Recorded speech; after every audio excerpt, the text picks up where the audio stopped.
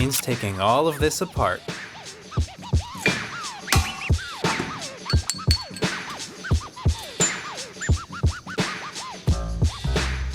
Oh yeah, see these tiny fragments? It might not look that bad, but this bearing is absolutely trash. As for the control arms, removing those isn't quite so straightforward, because the bolt here is actually so long that there's no way I can pull it all the way out unless I either disconnect the entire fuel system and drop the gas tank to create more room, which we don't do around here, or do the alternative and drop the entire subframe assembly. It's a little tedious, but pretty straightforward, and should no way come back to bite me. Now, these control arms might look like complete garbage, and that's because they are, but the rubber bushings inside them are still in great condition. So if I just bend these back straight, they should be perfectly fine. Though I will say, hitting this with a hammer probably isn't the best way to do it. Wait a minute. I've got a hydraulic press. What am I doing?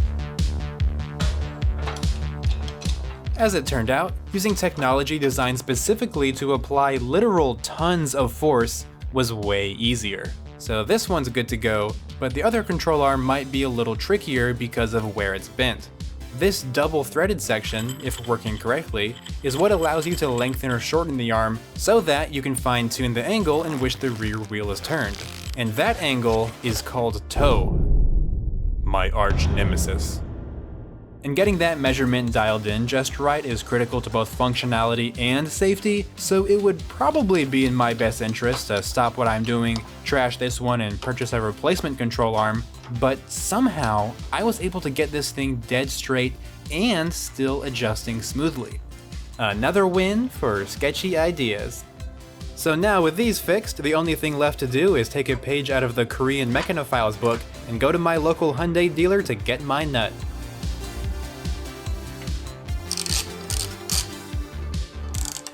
And this is the part of the video where I wish I could say everything else went back together perfectly fine and nothing else went wrong, but unfortunately this guy might have made a few mistakes.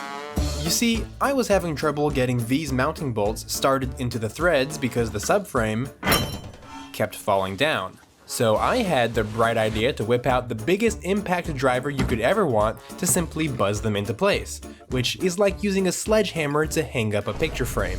As you might have guessed, I immediately cross-threaded the very first bolt, completely eviscerating half of the threads.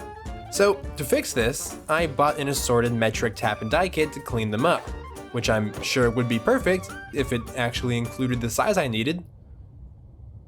So I bought another set, ran it through the hole a few times, and actually got this looking good again.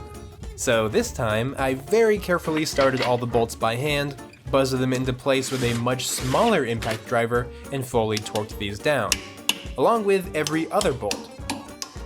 So finally, this was all good.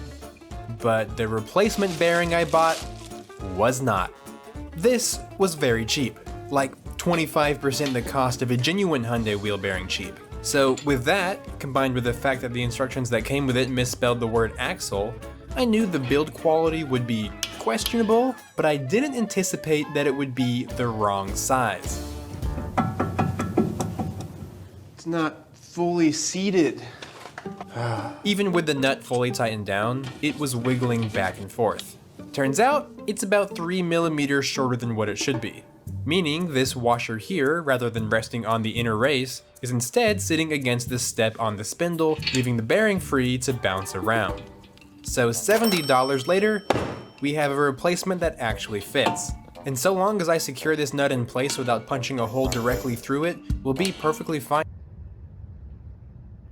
So $5 later, we have a brand new spindle nut that I was much more careful with this time.